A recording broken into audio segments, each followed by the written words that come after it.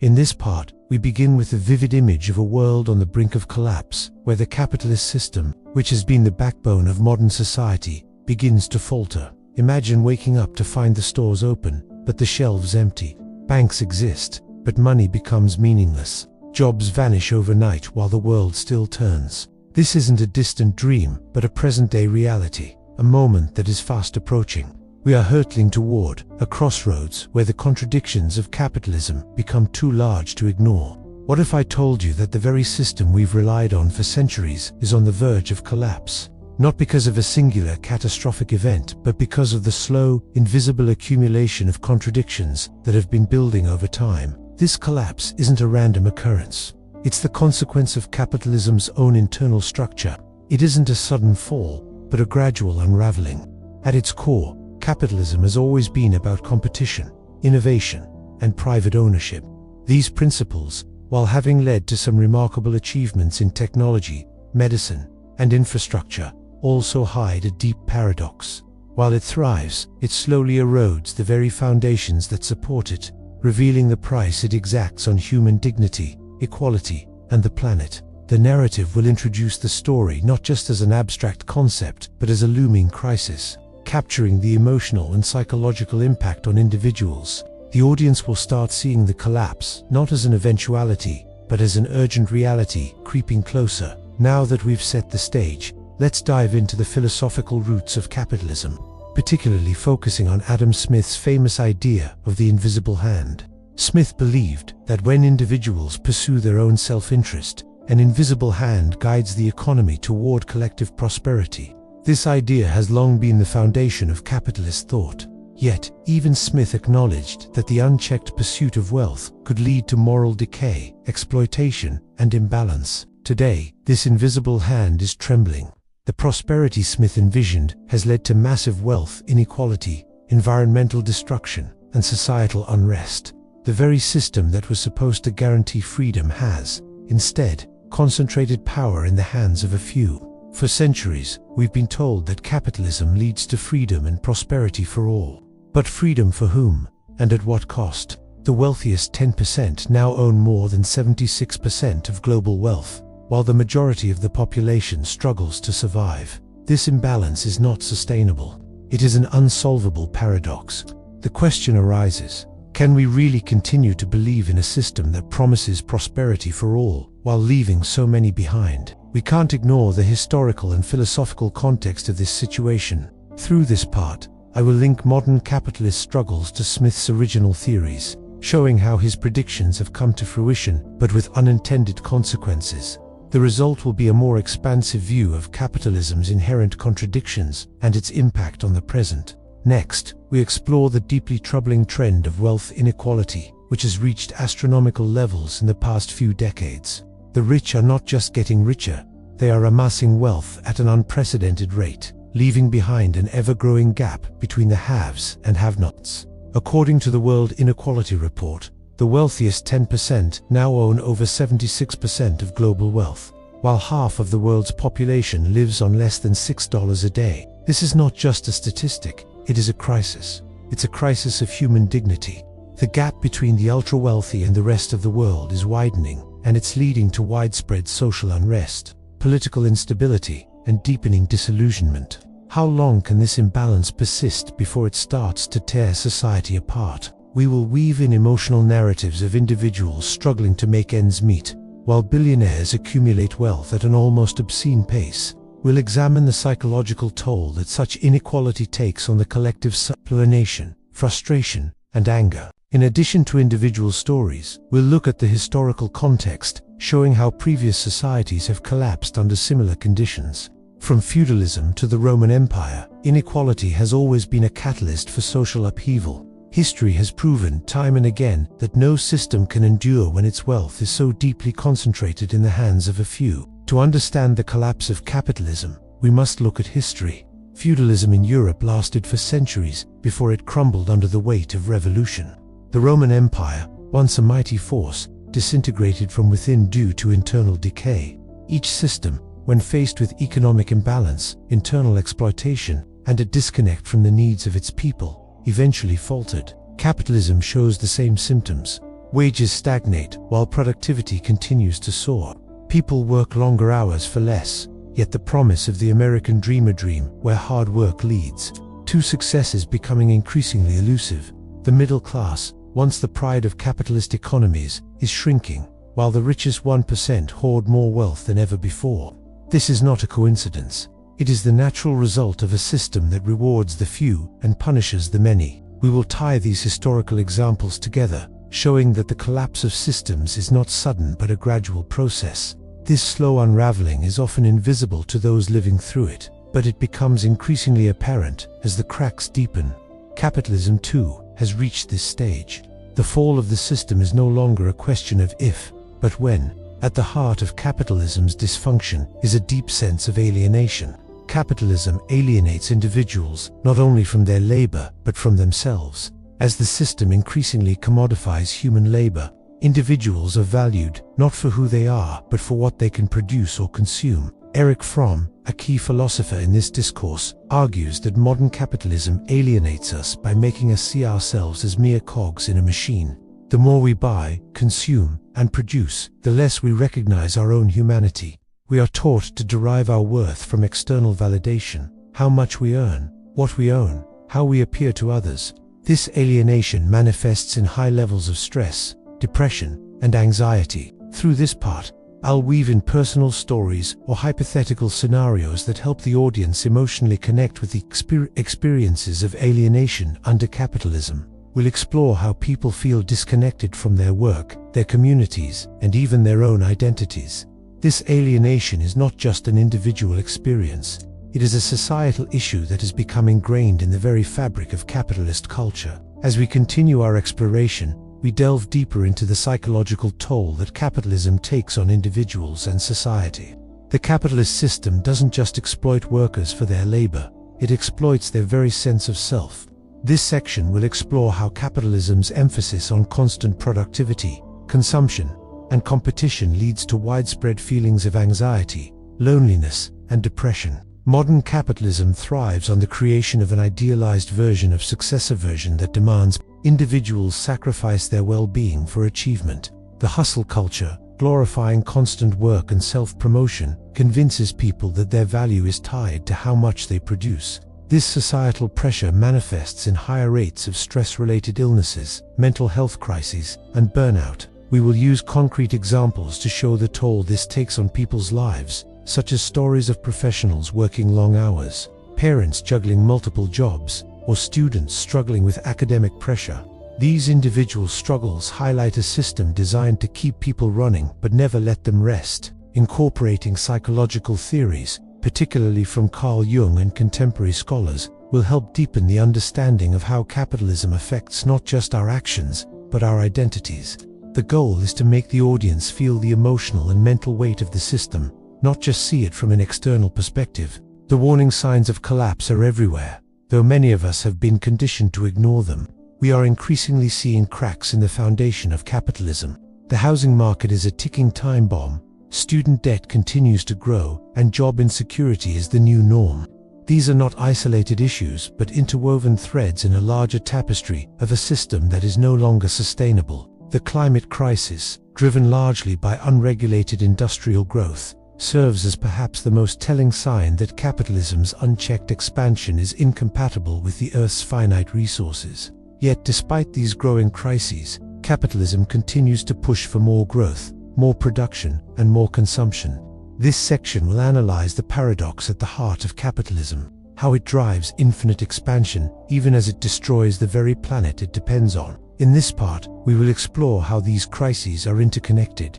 The financial crash, the environmental degradation, and the social upheaval are all symptoms of the same disease, a system that demands endless growth, even when it is causing destruction. We will illustrate how capitalism has failed to adapt to the challenges of the modern world, particularly in relation to climate change and environmental sustainability. For decades, the American dream has been sold as a beacon of hope, promising that anyone who works hard enough can achieve success. But this myth has been increasingly exposed as a lie. The idea that anyone can make it if they just work hard enough has been shattered by the reality of structural inequality. Capitalism tells us that if we work hard, we will be rewarded. but for millions of people, this simply isn't true. In this part, we will delve into the psychological effect of this myth, how it lures people into an endless pursuit of success that remains out of reach. The myth of meritocracy convinces individuals that if they fail, it's because they didn't try hard enough. Rather than recognizing that the system is rigged, we will share stories of people who have worked tirelessly, only to find themselves in the same position, perpetually stuck in a cycle of inequality. This section will also compare the myth of the American dream with the harsh reality that many face, especially those in lower income brackets, who are left to contend with stagnant wages and limited opportunities. This will help the audience understand the psychological impact of having dreams that feel increasingly unattainable. Capitalism's power extends far beyond economic policies. It operates within the psychological and emotional spheres of everyday life. This part explores how capitalism's unseen grip controls our desires, shaping the way we think about happiness, success, and self-worth. The system has mastered the art of manipulating human desire, turning us into consumers who are constantly seeking validation through material goods. We will draw upon the work of Sigmund Freud and his nephew Edward Bernays, who recognized that advertising and mass marketing were not just about selling products, they were about selling emotions. Bernays understood that, to sell a car, for example, you didn't just market its utility, you marketed its connection to power, freedom, and success. In this way, capitalism doesn't simply encourage consumption, it creates a deep emotional need for it. This section will dive into how our identities have become intertwined with what we own, what we consume, and how we present ourselves to the world. By linking consumption with happiness, capitalism traps individuals in an endless cycle, making it difficult to feel content with what they have. The result is a constant feeling of inadequacy, as we are always made to feel like we need more to be happy. Capitalism's engine is fueled by the desire for more, for better, for something new. But this desire is not organic, it's cultivated. This section will delve into how capitalism creates artificial needs that drive consumption. By constantly shifting our desires toward new products, technologies, and lifestyles, capitalism ensures that we never feel truly satisfied, always pushing us to pursue the next thing. We will explore the concept of planned obsolescence, where products are designed to break or become outdated, forcing consumers to purchase new ones. This creates a cycle of constant upgrading and disposal, reinforcing the idea that fulfillment comes from having more, not less. Through stories of everyday life, we will show how individuals chase the illusion of happiness through material possessions, only to find that the satisfaction is fleeting. The more people consume, the more they are trapped in the cycle, never truly feeling fulfilled. Capitalism has not only altered how we work and consume, it has fundamentally changed how we see ourselves. In a system that values individuals primarily for their ability to produce and consume, our identities are no longer formed around our inherent qualities or human connections, but around our social status and wealth. This creates a crisis of identity, where people define themselves not by who they are, but by what they own, how much they earn, and the brands they can afford to consume. We will delve into the existential crisis caused by this system where self-worth is increasingly tied to material success.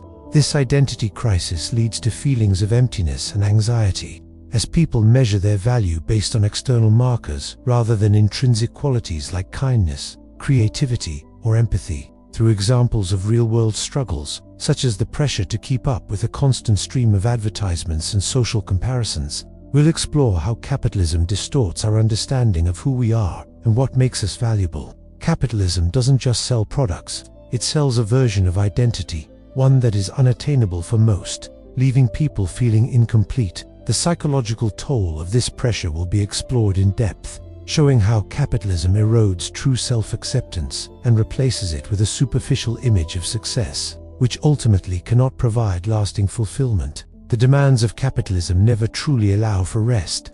People are caught on a metaphorical treadmill, always running but never reaching a destination. The system perpetuates a relentless cycle where rest, relaxation, and downtime are stigmatized as laziness or failure. This hustle culture demands that individuals constantly work, improve, and achieve, equating their worth with their productivity. In this section, we will explore how this non-stop grind affects both mental and physical health, leading to burnout, exhaustion, and a lack of fulfillment.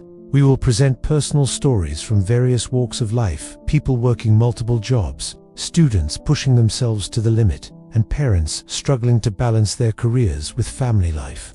Each story will highlight the same conclusion: capitalism's demands are unsustainable and deeply harmful. We'll also bring in psychological theories about work-life balance and how the capitalist work ethic has caused a shift in values, where productivity has come to overshadow personal well-being and relationships. This part will resonate deeply with anyone who feels trapped in an endless cycle of work without satisfaction or purpose. One of capitalism's most insidious myths is that success is purely the result of talent, intelligence, or hard work, a concept known as meritocracy.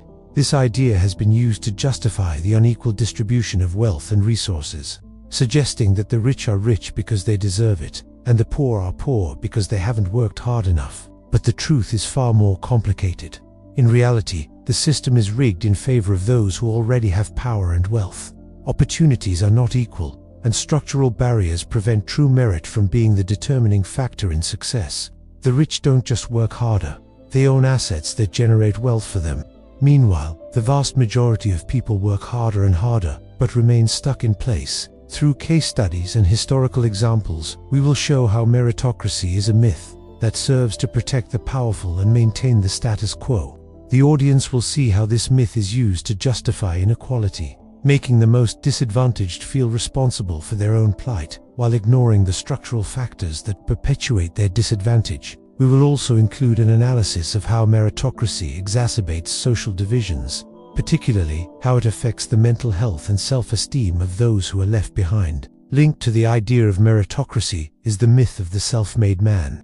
This myth perpetuates the belief that individuals who achieve success do so purely through their own efforts and abilities, disregarding the advantages, privileges, and systems that help them along the way. This belief in individualism and personal responsibility can be particularly damaging, as it fails to acknowledge the role of privilege, whether in terms of family wealth, access to education, or even race and gender, that often enables success. In this part, we will dissect the story of the self-made man, showing how it is often a false narrative that obscures the truth about wealth, accumulation, and opportunity. We'll introduce examples of wealthy individuals who were born into privilege and highlight how their success is not solely the result of their personal efforts. This section will also reveal how capitalism uses the myth of the self-made man to distract from the inherent inequality of the system. By focusing on individual stories of success, it allows the system to remain unquestioned, while the structural barriers to success for others remain firmly in place. At this stage, we've explored the deep flaws and psychological costs of capitalism, and it's time to begin considering what comes next. Capitalism, as it currently exists, is failing. The question now becomes, what alternative models exist that can replace it? This part will look at the growing movements for social and economic systems that prioritize sustainability, cooperation, and human well-being over profit and endless growth. We will introduce concepts like universal basic income, worker cooperatives, and post-capitalist societies that focus on care economies and collective well-being. These models may seem radical to some, but they represent a shift toward an economic structure that values people over profits and the planet over expansion. Drawing from historical precedents and new social experiments, we'll show how these alternative models are not just theoretical ideas but are being actively pursued in different parts of the world. Through examples of participatory budgeting, local currencies, and shared ownership systems, we will inspire hope that another world is possible, one that is more just, equitable, and sustainable. As we reflect on the collapse of capitalism and consider alternative models, it's crucial to understand that this isn't just about replacing one system with another.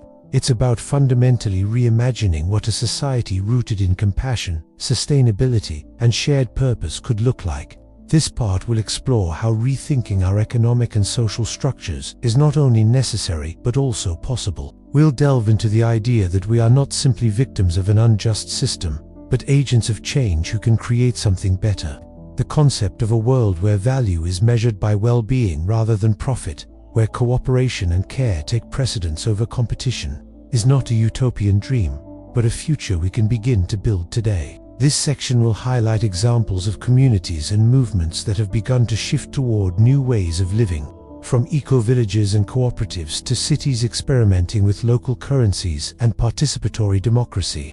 We will show how these projects are already laying the groundwork for a more just and sustainable future. Through storytelling, we will bring to life the vision of a world where success is not defined by how much we own or consume, but by the quality of our relationships, our connection to the earth, and our capacity for empathy. The transition from a capitalist society to a more compassionate and sustainable one will not be easy.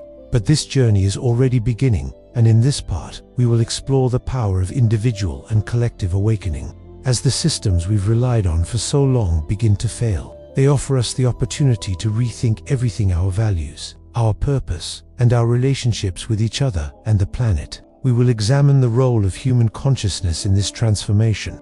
The collapse of capitalism is not just a political or economic event, but a spiritual one. It is the moment when humanity recognizes its potential for greater empathy, collaboration, and creativity.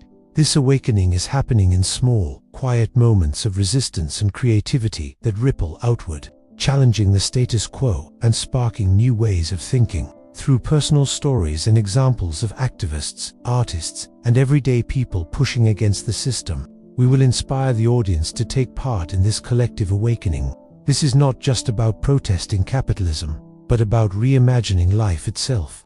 The shift begins within each of us, in our daily choices, in how we interact with others, and in how we envision the future. As we conclude, the most important question we need to ask is, what comes next? After we acknowledge the cracks in the system, after we've questioned the myths that have held us captive for so long, what do we do with this knowledge? The answer lies in action, not just in grand political movements, but in the small, everyday decisions we make. This part will challenge the audience to think critically about their own lives and the systems they participate in. It's easy to feel powerless when faced with global crises, but change begins at the individual level. It means asking ourselves difficult questions. How do we contribute to a system that harms people and the planet? What are we willing to stop pretending we don't know? We will provide practical examples of how individuals can start living differently. This could mean supporting local businesses, growing their own food, minimizing waste, or challenging societal norms that place value on consumption over connection. We will emphasize the importance of community building, solidarity, and fostering relationships that are not transactional. Finally, we'll offer a hopeful message. While capitalism may be on the verge of collapse, the potential for a new, better world is already within our grasp. The collapse is not just an end, it is a beginning that starts with us, with the choices we make today.